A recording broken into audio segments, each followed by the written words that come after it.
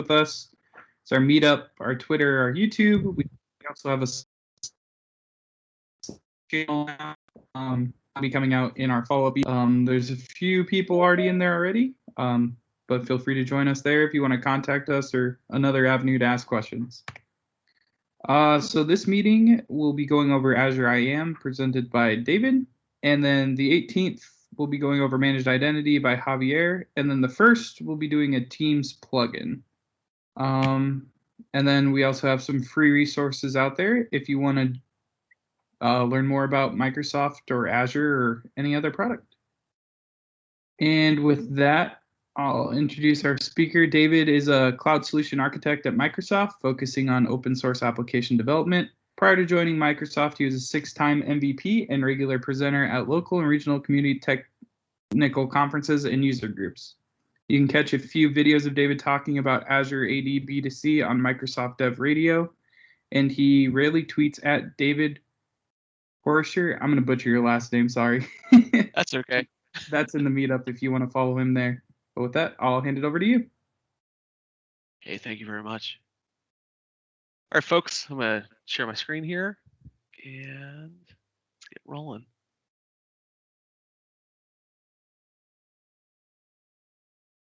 All right.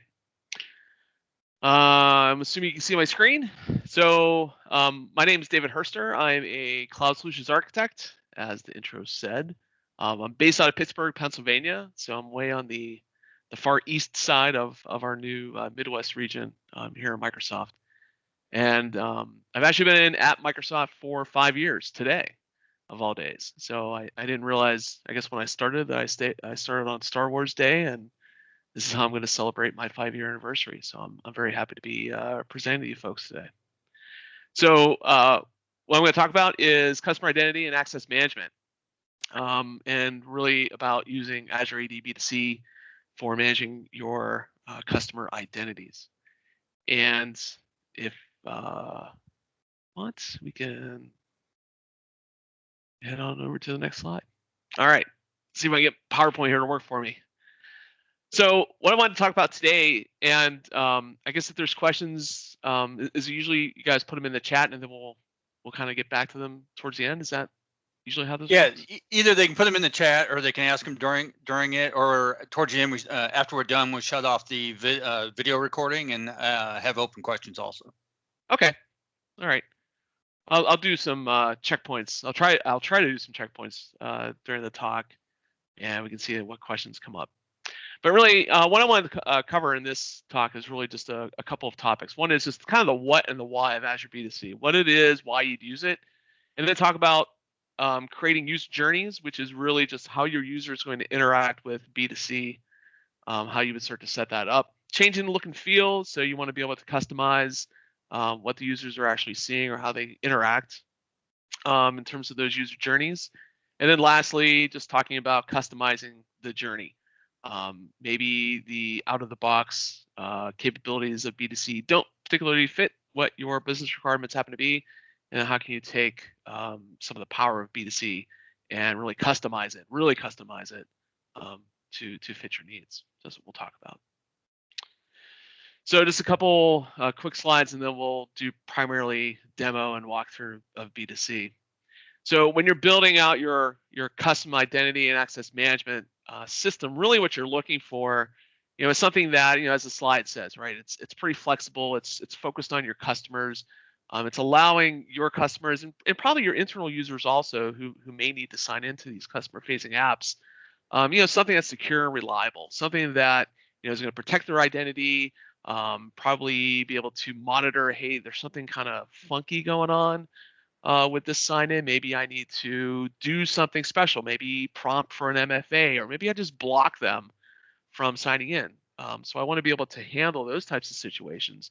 And then obviously in this day and age, we want something that's global, something that can scale to meet our needs, whether it's, kind of like the holiday spikes, or you're doing something very special around like Super Bowl weekend or whatever it might be, but you need to be able to handle volume spikes and troughs and things like that. You want to be able to scale from thousands to tens of thousands to millions of users, because your application is just taking off like crazy.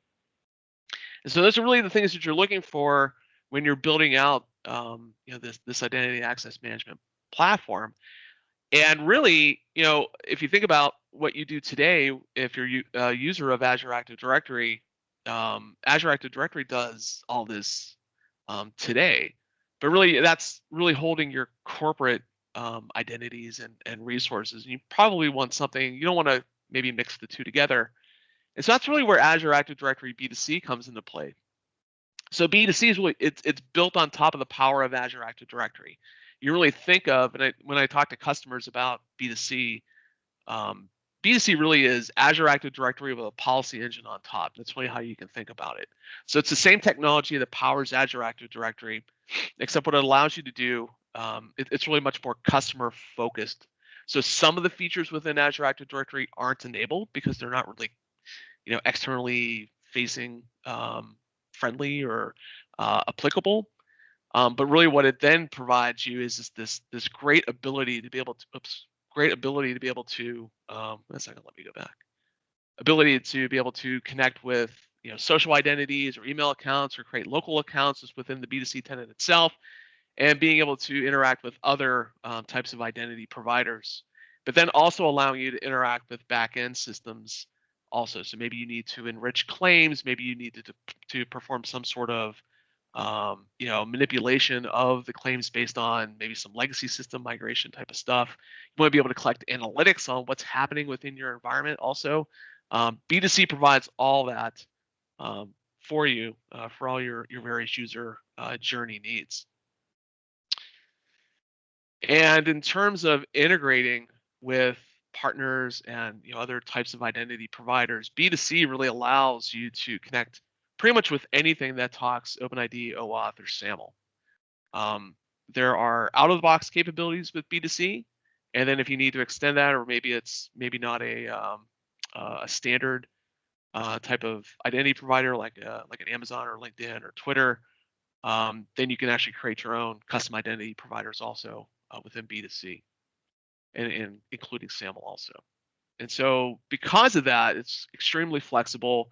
You can pretty much connect to almost anything that speaks one of those quote languages. And so it really allows you to really scale out and be able to be pretty flexible in terms of how you're allowing your users to sign up and sign into your applications.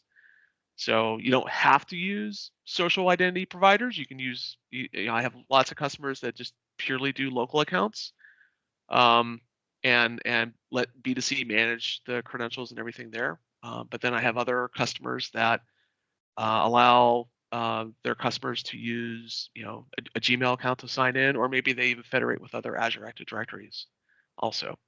So it's kind of the sky's the limit. It really depends on what your business requirements happen to be. And again, it's pretty flexible in terms of what you're able to do.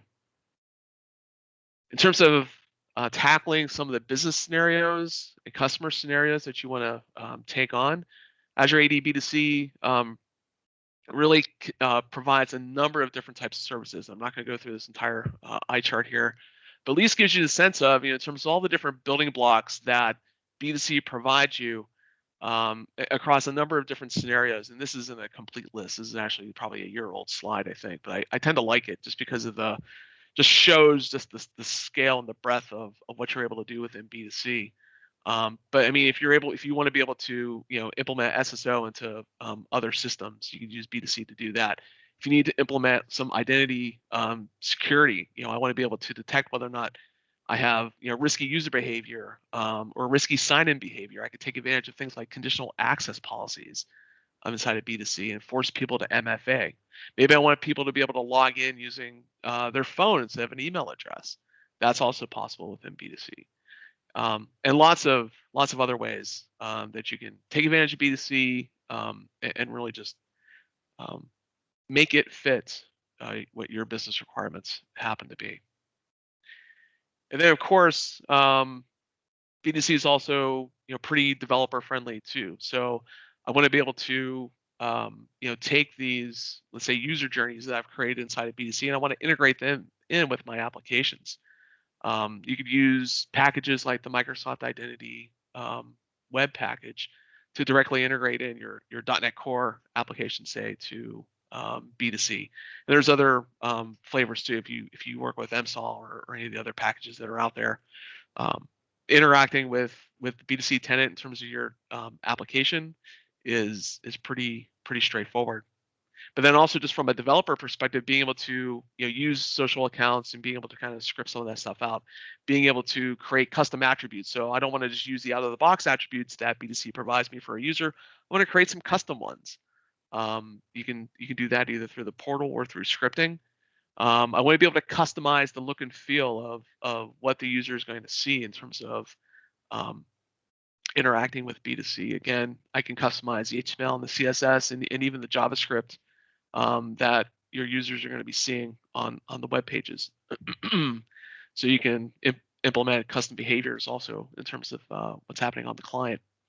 And then of course also just integrating in with MFA and being able to really secure those logins and taking advantage of things like conditional access to really be able to lock down how your users interact with B2C. So generally, B2C is a great solution if you're building a web application or some sort of customer-facing application.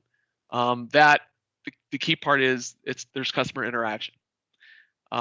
So if you are doing that and you either want your customers to sign up using just a local account, and by a local account I mean just maybe an email address or a username and a password that's managed by the B2C tenant, or you want the users to be able to bring their own identities with them, whether it's a social account or it's some other Azure Active Directory account, you can allow, or B2C is a great solution in terms of an identity access management solution for your application. And so with that, I think it's probably good just to kind of take a look at what B2C is all about, how you start spinning up an instance of it, and how to get started with B2C. So I'm going to stop the slides. Everyone is probably very happy about that. And let's take a look at what's going on inside of B2C. So I'm in the Azure portal. I'm just logged into my tenant. And so what I want to be able to do is if I just go ahead and provision a B2C tenant, how do I go about doing that?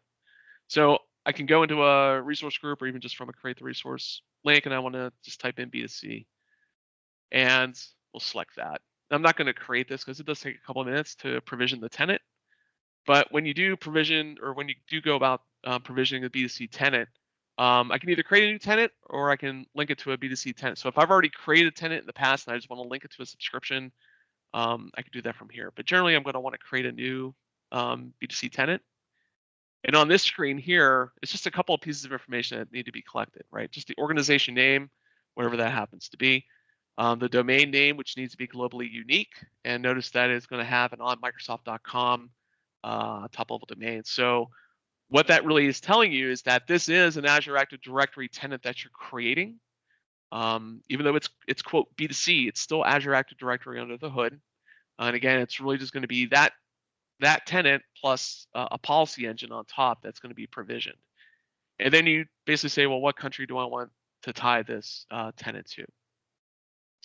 The last section down here is, well, what subscription and resource group am I going to place this tenant inside of? And I'm not really, the tenant is not going to be tied directly to the subscription in the sense of kind of my Azure Active Directory tenant up here is tied to my my Azure subscription, meaning that the tenant is not tied to a subscription where I'm provisioning resources. This subscription link here is really it's primarily for billing purposes. So basically, just like when I provision a VM, an app service, and some other type of resource in Azure, I'm always associating it with a subscription for a billing relationship. That's what I'm doing here when I select the subscription. So in this case here, I just want to associate my B2C tenant that I'm going to spin up with my internal consumption subscription. And I'm going to place this tenant, the tenant service resource group or resource item inside of this particular resource group. And so once I do that, and I find like this sometimes confuses people. They think either I need to provision a brand new subscription for a B2C tenant. That's not the case. I've provisioned many B2C tenants and tie them all to the same subscription. And again, it's just for billing purposes. It's not your traditional subscription and tenant relationship there. So once you fill in this basic information, you hit review and create, and then it takes a few minutes to spin up that tenant. Once you've done that, you'll eventually see a B2C tenant resource inside of your resource group. And so if I click on that, really there's not much to see except this big block that says B2C Settings. And what this will do, if I click on it, it's going to launch essentially a new browser window. I'm going to come back to that previous page. And what that browser window is going to do is it's going to open up the B2C tenant. And you'll notice up on top here, if I switch back to where I was before, my tenant that I was associated with is my Microsoft tenant right now. But then when I clicked on the B2C Settings tab, I'm actually in my B2C tenant. This is one that I had already provisioned ahead of time. So now the directory that I'm associated with inside of this portal right now is my B2C tenant. So when you start working with B2C, you're actually going to be working, with two different tenants. The corporate one that you originally provisioned the B2C resource within, and you're really not going to do much else with this. And then the new B2C tenant that you just provisioned. And this is where you're going to create your user journeys and identity providers and all that type of stuff. So hopefully that makes sense. Are there any questions on that so far? Is this all good? All right, we keep going. Okay, so I'm going to flip back to my corporate tenant one last time. And one thing I do want to point out is that when you do provision a B2C tenant, there is a pricing tier that is established. It's either going to be P1 or P2. And really the primary difference between P1 and P2 for Azure AD B2C, now this is not the full-blown Azure AD P1 or P2, so don't think of it that way.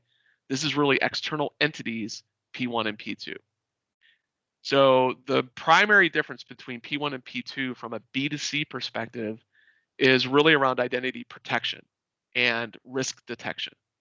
P1, when you create your conditional access policies, they can be location-based and I think device-based. And that's kind of what that's limited to. And I have to double check that this changes quite a bit. They're constantly updating B2C, adding new features in, so I had to double check to make sure that's still accurate. But P2 provides both location and device checks in addition to risk behaviors, whether it's a risky sign-in or a risky user. So by using P2, I can actually detect, hey, is this user coming from like a Tor browser, or do they have a history of risky behaviors, switching IPs a lot, or kind of the impossible travel type of scenarios. P2 will allow me to define conditional access policies inside of the B2C tenant that will detect that, and then I can either force an MFA or block the sign-in or force the user to reset their password.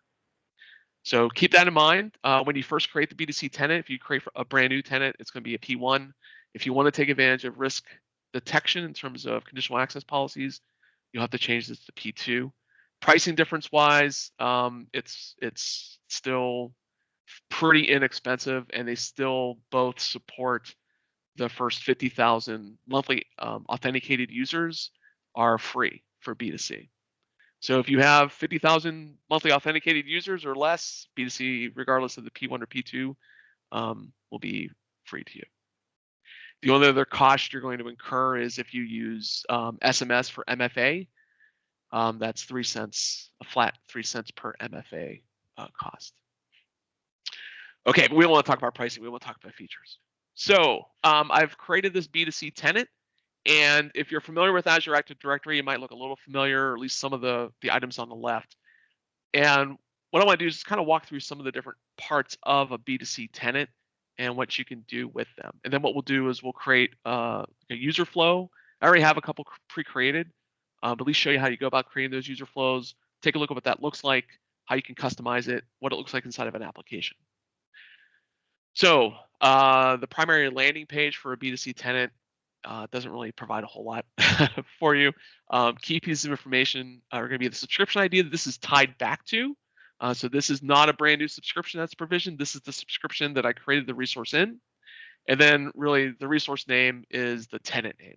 So this is always good to know because once you start integrating your applications to the B2C tenant, you're going to need to know the tenant name quite often.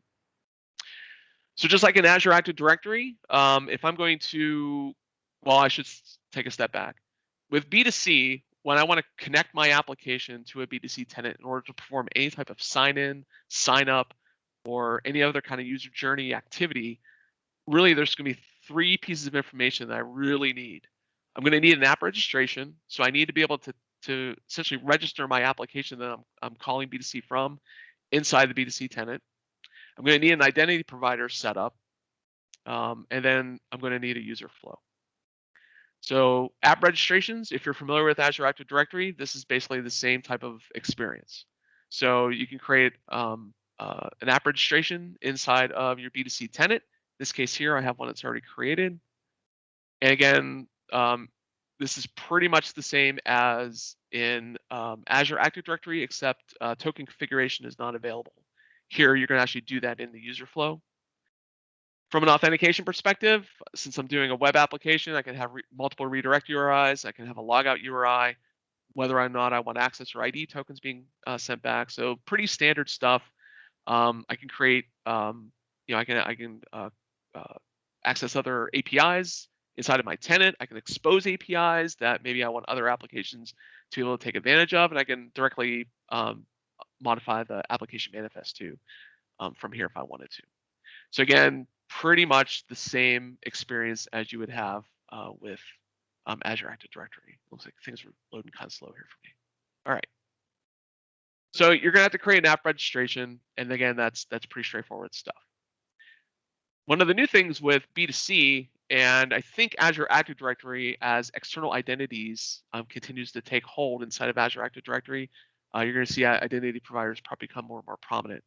But this is where within the portal for B2C, I can set up kind of pre-configured identity providers for my users to use.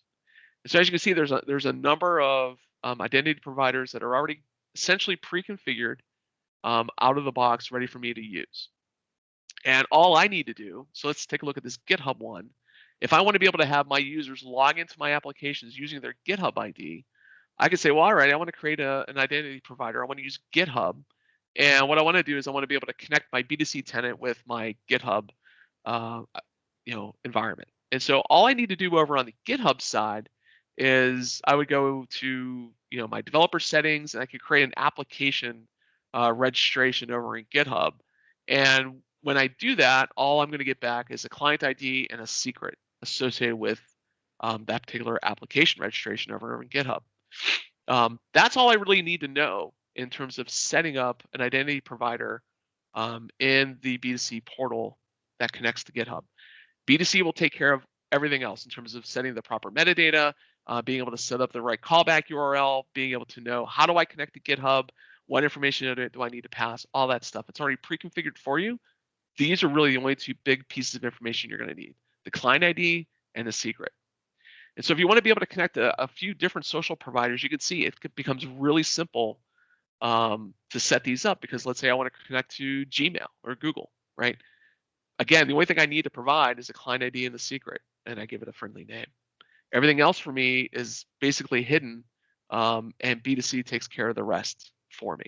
So I can start setting these up pretty quick if I wanted to connect to a number of different social providers. I can also set up multiple OpenID Connect generic providers. So I would use this if I wanted to connect to an Azure Active Directory. And in this case here, I have a test tenant, and I'm connecting to it. Now, because this is a generic OpenID Connect provider, it's a little bit more information I need to provide. So again, I'm going to need that client ID and secret. So over in my Azure Active Directory, not the B2C tenant, I've already created another app registration that I'm going to use to connect my B2C tenant to the corporate, let's say the corporate Azure AD tenant, in terms of allowing like a federated login.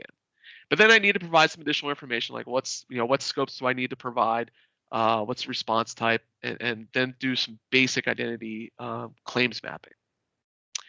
And again, this is all laid out in our documentation for B2C. So this is, again, pretty straightforward stuff.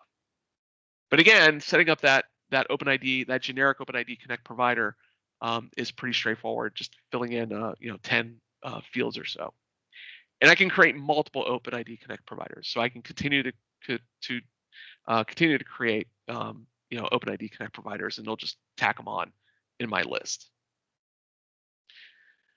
So those are third-party and social account connections for my identity providers. But then I can also enable local accounts. So what that means is that the B2C tenant itself is essentially going to be an identity provider for my applications.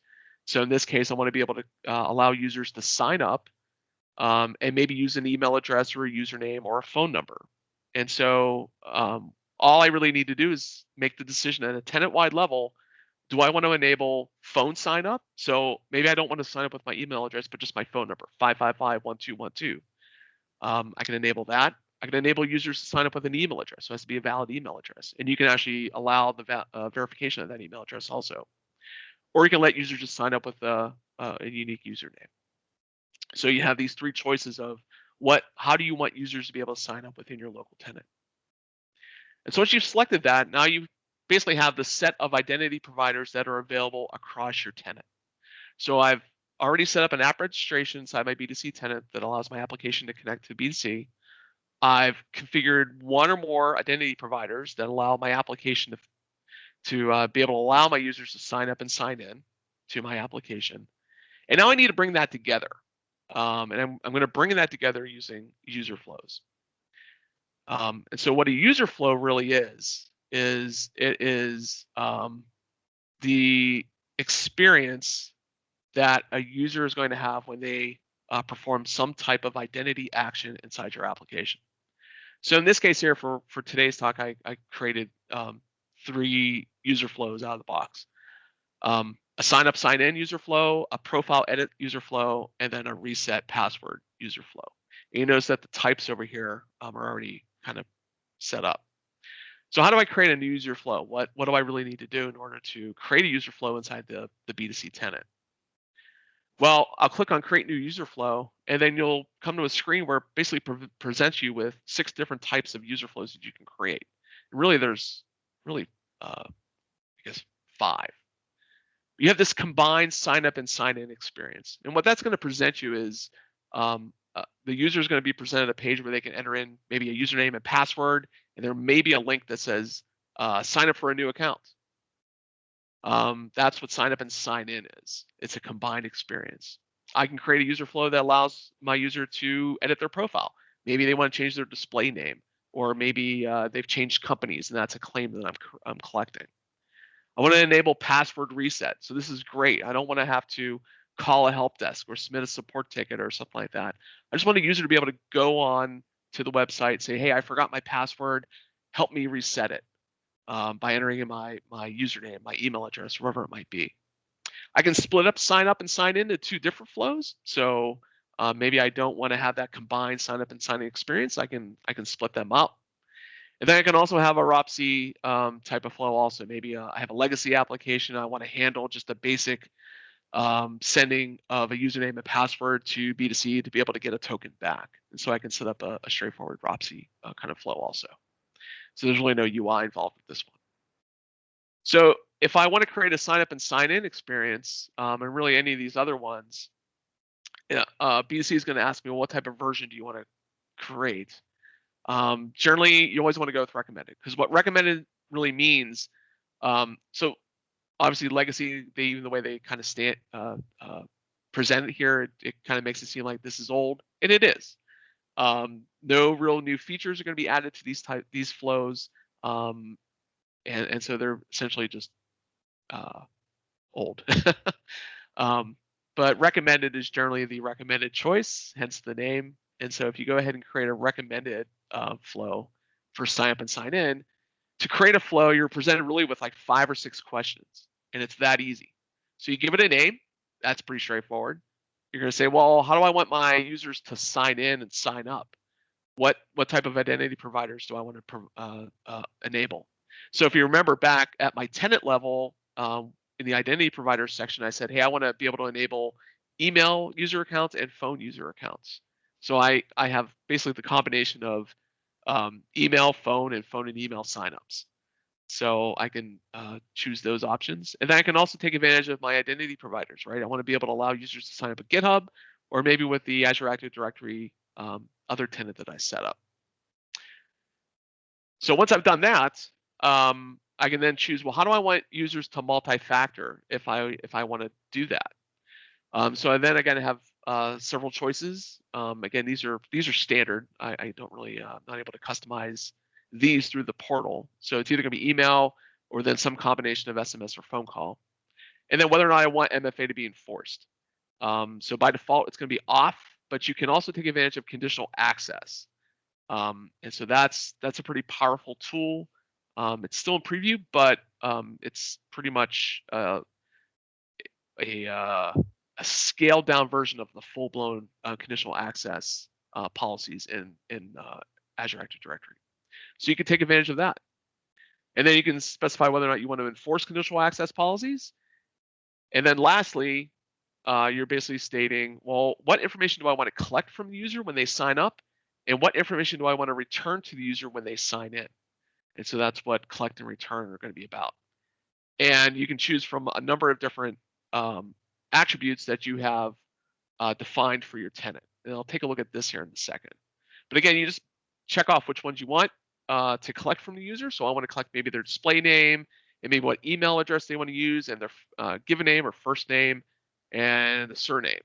And then whenever they sign in, and this is also going to be part of the sign up process, what information do I want to return in that token?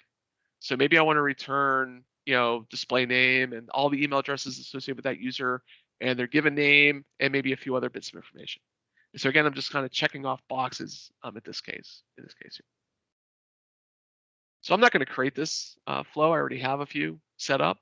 But to get a user flow just up and running, this is the basic information that you need, and it's pretty straightforward. You've already set up some of the other bits of information ahead of time. So let's say I've gone ahead and I've created a sign up and sign in policy. What's that look like?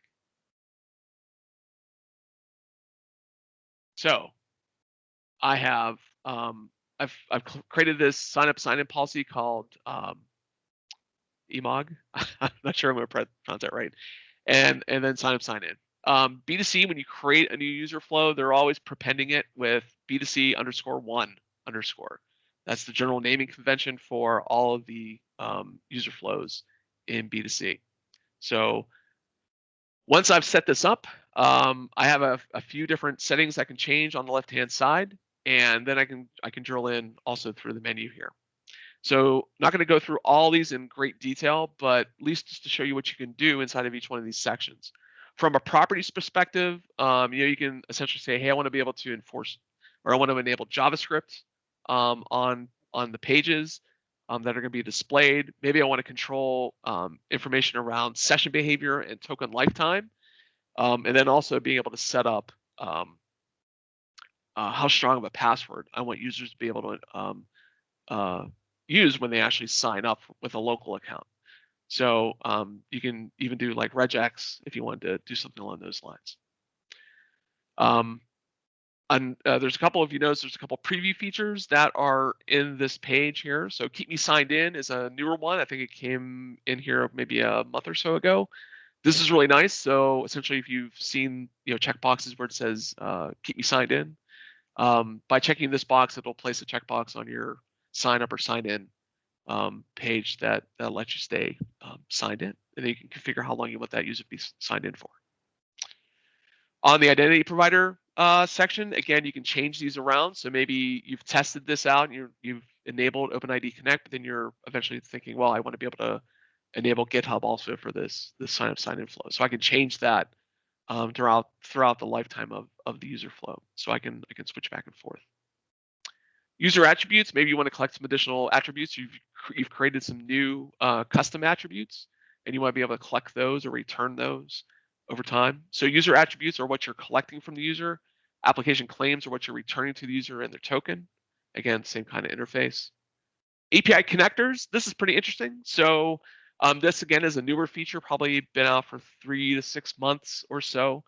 But what this allows you to do is that during 2 different stages of the sign up process, it's only sign up, not sign in yet. Hopefully it's coming one of these days. You can actually call out to a REST API to be able to do claims validation, claims enrichment, maybe just pull in some additional information about that user. So I can configure RESTful APIs that my user flows can call out to, either signing in with an identity provider, and this would be for a social provider. So let's say I'm using GitHub. So after I've signed in with GitHub and I get the initial token back from GitHub that I've signed in, I can call out to this RESTful API, maybe to do additional validation or claims enrichment. But then I can also say, hey, before I actually create the user in the B2C tenant, whether this is a local account or a social account, I can call out to a different or the same RESTful API, and again do validation, verification, enrichment, all those types of steps. Maybe even just some logging. Who knows? And then you can configure API connectors outside of the user flow itself, and I can just bring in whatever API connector I want to use in this particular case. In this case here, I have a name generator API that I've set up, and I can potentially let my user flows take advantage of.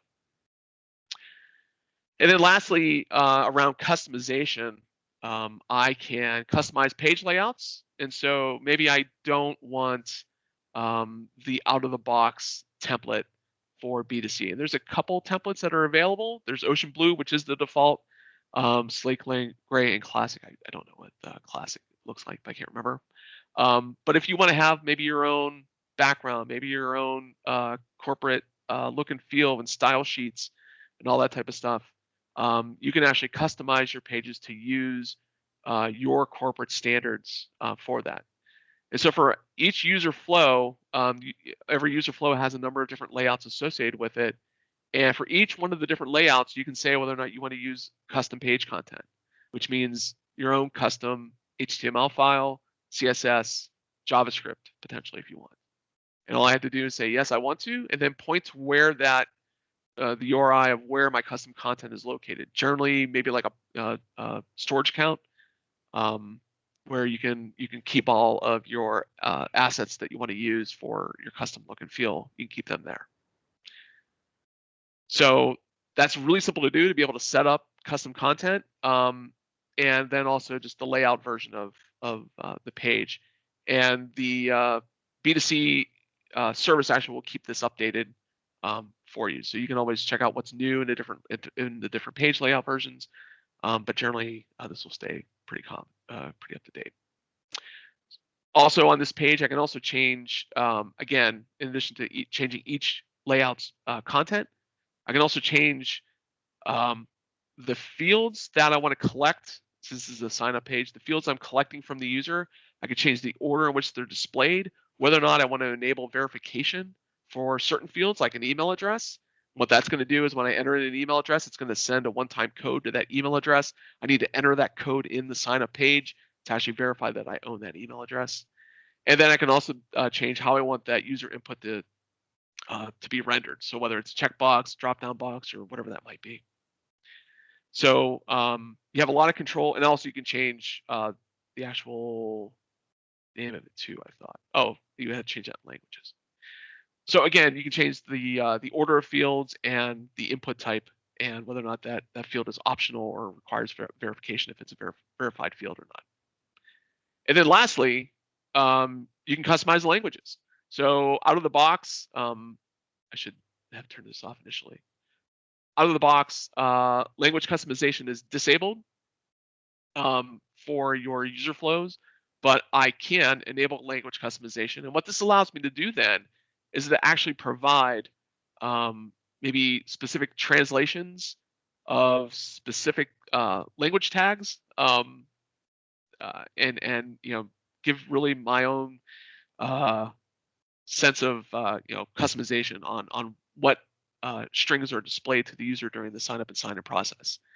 By default, based on the fact this is deployed to the United States, English is the default language, and it's enabled. And then I can actually go into each one of the layouts, and I can actually see, all right, what are the defaults for each one of those layout fields or pages.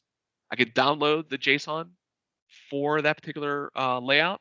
And then if I open up that JSON file, you can then customize the text, right? I can customize the text values however I want, save it, and then once I've saved it, I can then upload what's called an override.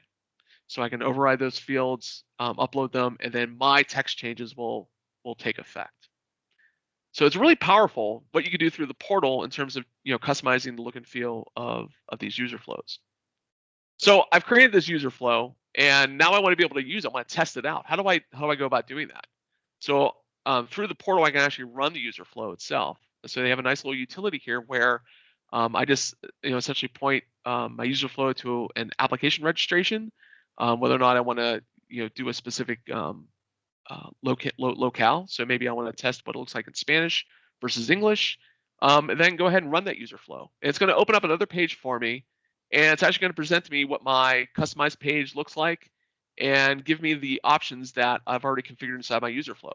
So in this case here, I've created a, oh wait, actually I'm going to kill that because this is the wrong reply URL. You can change, because this app registration has multiple redirect URIs, I can change which redirect URI I want to go to. In this case here, I want to go to jot.ms because I want to take a look at the token that comes back. And so again, I'm going to say, well, I want to name at server.com because that's who I am, right? Provide my password. I think this is my password. And it looks like I logged in. And it's going to make me MFA. I just got a code, 327.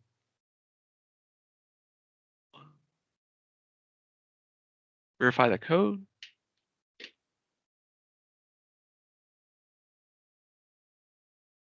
And I'm logged in. So here's my token. Here's the information that came back. And basically I'm providing back my display name, my given name, family name, and then the emails associated with my user account. So then this token then gets returned to your application, and then your application can parse that JOT token however it needs to, and determine whether or not that user needs to do what they need to do. Of course, this is really basic, really simple. You can also provide scopes and all sorts of other stuff with like an access token if you need that type of information coming back. So we, in a span of maybe 20 or 25 minutes, we have configured an app registration. We've set up some identity providers. Oh, and I should also show this. Set up some identity providers. If I want to log in with my Azure Active Directory, this will actually use that app registration that I set up, and it's actually going to try to sign me into a separate Contoso demo Azure AD environment. So I'm not going to sign in with this. But again, you can see how I've changed basically what tenant I'm in to perform my login. So in a span of like 25 minutes or so, we've created that app registration.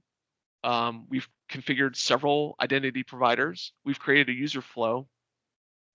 And we could have changed the layout of that user flow or customized some language settings, maybe connected it to a RESTful API, maybe added some additional claims that we're or attributes we're collecting or claims that we're returning, and done this all really through the portal to be able to get this set up. And we've even been able to test that user flow just from the portal itself. We haven't had to set up a harness application or anything like that to be able to test this stuff out. I can do it all through the single pane of glass. So with that, any questions so far? Or did I put everybody to sleep?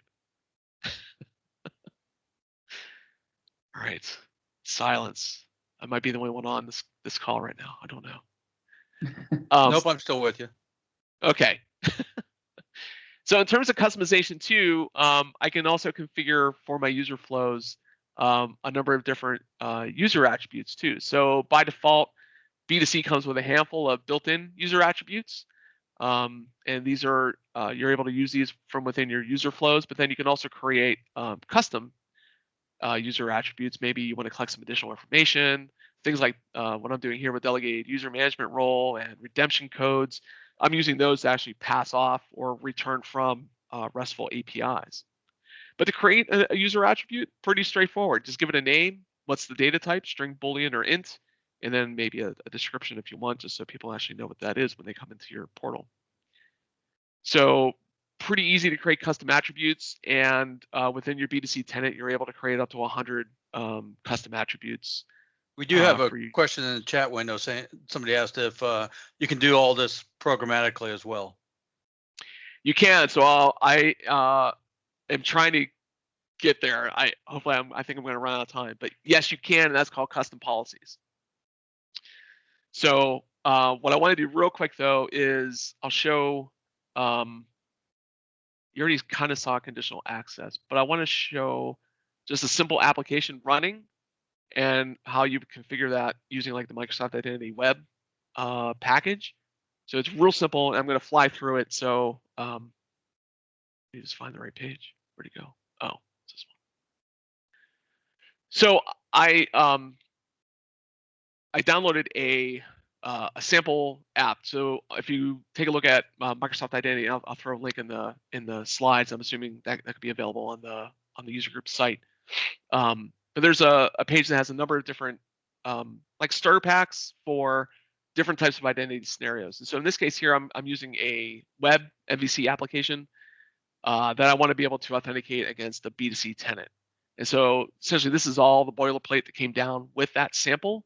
I created a Docker file and stuff like that for it. But really the key piece of this file or this project sample is really filling in a few blanks in the app settings page. So really what you're doing is you're connecting your application to your B2C domain, your tenant, and the app registration that we created in the B2C tenant. And then basically saying, here are the policies that I want you to use for sign up and sign in, reset, and edit profile. Inside of Startup, Microsoft Identity Web and Web UI provide some helpers that will read that configuration section out and essentially wire up the connection to your B2C tenant for you. In addition to setting up the proper authorization policies too. And so really from a setup and configuration perspective, Microsoft Identity Web does a lot of the heavy lifting for you. It can provide, if you want, the UI NuGet package also provides some UI capabilities. So I'm able to wire up to some pre-built UI controllers, that I can basically say, hey, I want to call the sign up or sign in or edit profile controller actions off of the built-in Microsoft Identity account controller. So those are available also. And then just within my home controller itself, again, it's just normal. In this case, it's .NET Core, but whatever language you happen to be using that has an MSOL package available, it's basically the same type of look and feel, right? I'm going to lock down the claims action, but I want to be able to allow anonymous access to error in the home page. So if I go ahead and run this, and this is already running, this is what the page looks like. It's pretty fantastic. But notice that claims is going to be protected. I'm not able to access it. So what it's going to do is it's going to kick me over to sign up or sign in. So this is again my sign up or sign in page. So I think I'm going to do name at server.com.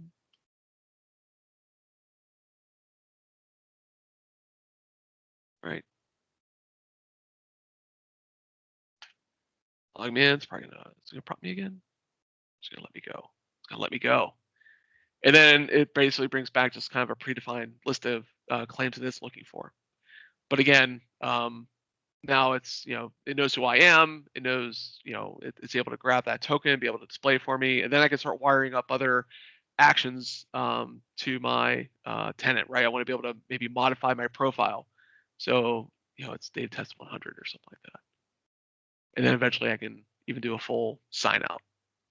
So essentially by using that harness, that sample application, I can wire up a pretty basic web application to my B2C tenant and be able to start having some basic interactions with my B2C tenant for sign up, sign in, editing profile. I could either reset password and then general logout. So again, good stuff and pretty easy to get up and running with B2C there. So in the last 9 minutes, what I want to also do is show kind of a question around, well, what if the user flows that are out of the box with B2C don't really fit the needs that I have from the business. And so that's where something like custom policies comes into play. Or if I want to just make everything programmatic. User flows, there's a lot of APIs available for a lot of the functionality with user flows. And the available number of graph APIs that are available for user flows, it's growing every day. But you can't do everything with APIs or scripting out with user flows. So for example, being able to customize, or be able to like point your user flow to use very specific customized templates. If I've created a couple customized templates or a couple customized language settings, I don't believe you can do that through API calls yet. But really the product group is focused on trying to get user flows into as much parity with custom policies as possible. So I would expect the capabilities on the scripting and API side of user flows to grow considerably over, continue to grow until it matches what you can do with custom policies. Custom policies, you can pretty much do everything. And it's really all defined through XML. And so really everything that you're doing inside of a custom policy, you can do with a user flow. So user flow is really under the hood or custom policies. But with custom policies, I can introduce different workflows.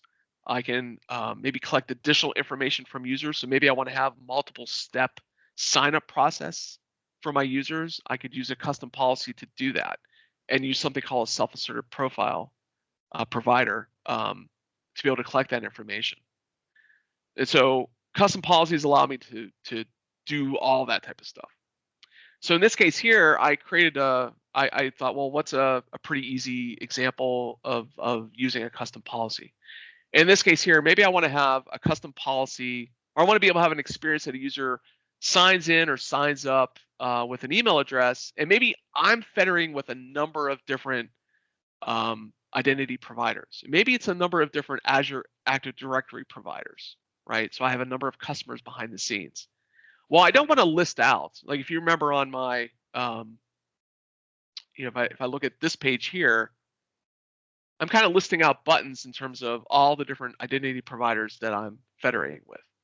Well, if I'm doing that with external customers, I probably don't want to list those out. And so what I could do is something called a home realm discovery. And so with home realm discovery, what that process would look like is something on this line here, where I want to be able to just say, hey, enter in your email address. And so in this case here, I'm going to say david@agileways.com. And then what happens is based on that email address and really the domain of the email address, I want to be able to figure out what identity provider I want to connect to. And so if I hit continue, well, Agile Ways, which happens to be my, I'll say my little beer company that I haven't done anything with in about 10 years. I'm hosting that inside of Google, right? So I'm going to log in with this account, right? So I'm actually federating with Google behind the scenes, or with Gmail. And I already created this account yesterday, but essentially I'm able to log in using my Google credentials, using a home realm discovery. But maybe I also want to log in using some other set of credentials. Let me get this up here. I can pull this email address up.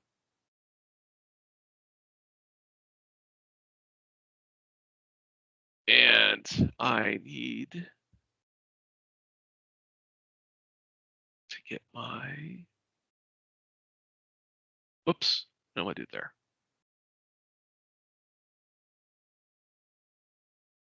Sorry, I'm already logged in there. We don't want to do that. Let's do that.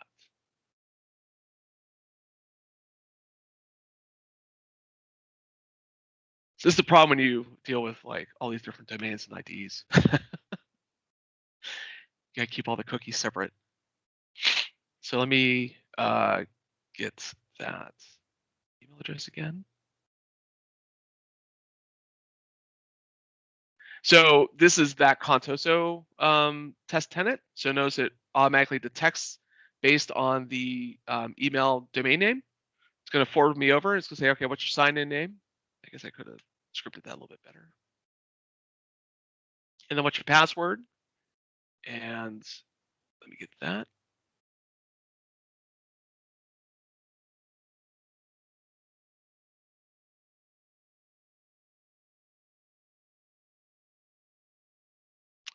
Oh, it's taking forever. Okay. And it should say, yeah, it's probably gonna ask me anything else. No, all good. All right. So then I was able to log in using that. So as a result, I can have different identity providers. I can actually script out inside of my custom policy, hey, how what's the actual identity provider that we want to use for this? So what does that look like? So as I said, it is a bit of XML, so don't get scared off by this. It actually starts to make sense once you look at it for a few minutes or maybe a couple hours. But what we do provide is what's called the trust framework. And so it's a base file that you really shouldn't have to touch, that provides a lot of the base information about all of your policies. So essentially you're going to apply this once and kind of forget about it. The neat thing with the trust framework is that it is a hierarchical based framework, so I can actually inherit policies from other policies. So in this case here, my extensions policy is inheriting from my base policy. Again, I don't have time to go into all the details. But then my sign-in home realm discovery policy really consists of defining a Google claims provider along with my Contoso claims provider. And then I can also, along the way, do all sorts of like interesting things about claims transformations. So there's built-in essentially like macros or functions inside of B2C that I could take advantage of to either strip out domain names, do concatenation of strings, modify collections of strings, do email verification, all sorts of stuff. I can create my own claims inside of B2C. I can apply regular expressions to them also. And the list of things goes on and on. In the last minute I have, you bring it all together inside of a custom policy by something called a user journey. And that user journey is really an orchestration of workflow steps. And so each one of these workflow steps basically says, all right, what technical profile do I want to take advantage of or do I want to use in each step within my orchestration step? So with the case of home realm discovery, I'm doing some claims matching in earlier stages and basically saying, hey, if this is an Azure AD identity provider, call this technical profile, which is logging me into Contoso. If it's a Google identity provider, log me into the Google identity provider. And then once you've done that, bring all the claims back together and then write them back out as a JOT token. So I'm at time, but hopefully this was a good overview of Azure AD B2C. It gives you, a sense of what user flows can do out of the box for you. You can probably get a lot done with user flows by customizing identity providers, the user flows themselves, in collecting specific claims, integrating with API connectors. If those don't satisfy your needs, you can always go to a custom policy in terms of building out a much more intricate workflow to really match the business requirements that you really have. So hopefully this helps. And yeah, any questions? I can hang on for a little bit. Yeah, I'll go ahead and stop the recording and see if anybody has any questions for you.